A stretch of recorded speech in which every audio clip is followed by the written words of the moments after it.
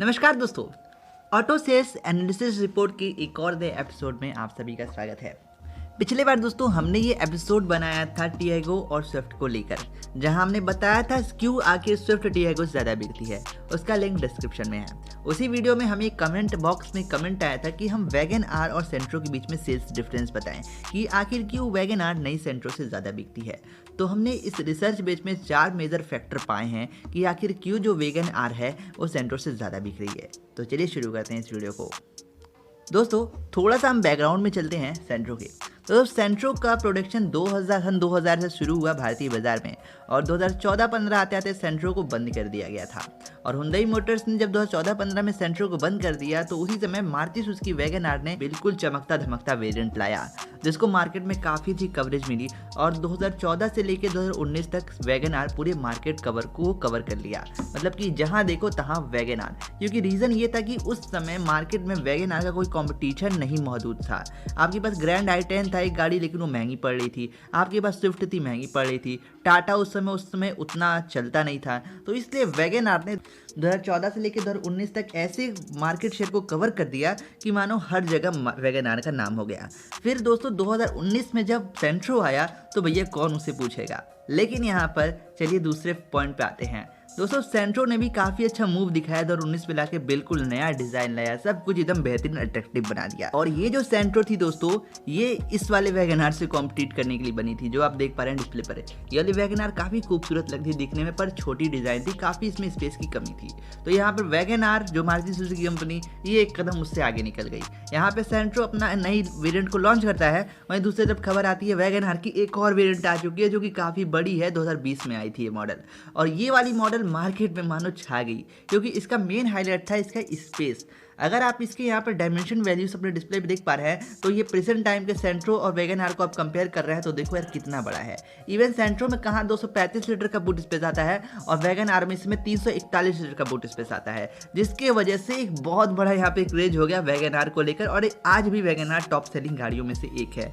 और सेंट्रो ने बहुत सही कदम उठाया था उस समय, लेकिन वैगन आर उससे एक कदम आगे निकल गया ये वाली मॉडल लाके। अगर हम पुरानी वाली वैगन आर और सेंट्रो के डायमेंशन को कंपेयर कर रहे हैं तो आप देखेंगे कि लगभग यहाँ पे सेम उसी हिसाब से उतारा, लेकिन सेंट्रो को क्या मालूम कि वैगन आर एक कदम आगे निकल गया उनसे। दोस्तों एक और पॉइंट मैं नोट करना चाहूँगा, वैगन आर 3 सिलेंडर के इंजन के साथ आती थी, लेकिन सेंट्रो ने 4 सिलेंडर का इंजन लाया। लेकिन वैगन आर भैया एक कदम और आगे निकल गई। यहाँ इन्होंने भी अपना 4 सिलेंडर इंजन ला दिया। इनका इंजन पावर जनरेट करता था 81 bhp का। तो यहाँ पर हर एक सेक्शन में जो मार्केट रिसर्च होता है वो मारुति सुजुकी का दिखता है कि भाई हाँ दम है इस कंपनी में। नंबर तीसरा फैक्टर है दोस्तों CNG। सेंट्रो ने इस सेगमेंट में CNG को भी उतारा है, लेकिन दोस्तों मैं आपको बता दूं सेंट्रो इस सेगमेंट की पहली गाड़ी है जिसके CNG मॉडल में आपको टच स्क्रीन सिस्टम देखने को मिल जाता है, जबकि वैगन आर में ये चीज़ नहीं देखने को मिलता है। तो नोटिस कर लेना भाई। तो भाई लेने से पहले यही एक बात मेरा फर्ज है, मैं आपको बता देता हूँ, आप नोटिस कर लीजिएगा।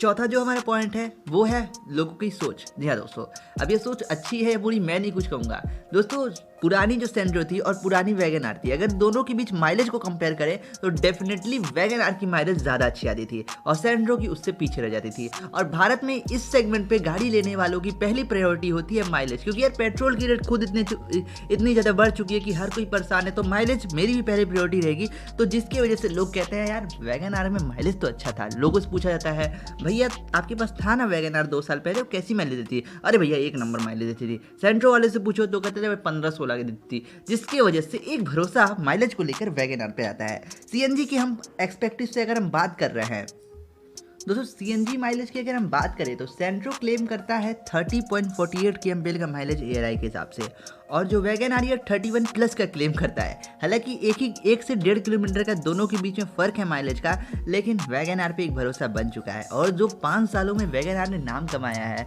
वो सेंट्रो को कवर करने में काफ़ी ज़्यादा टाइम लगेगा। तो कुल हिसाब से क्या है तो जो वैगन आर एक स्मार्ट मूवर रहा है। इवन बात कर ले मारुति सुजुकी कंपनी सबसे पहले मूव करती है मार्केट में ट्रेंड के हिसाब से, इसलिए इनकी सेल्स रेट को कोई आज तक हिला नहीं पाया है।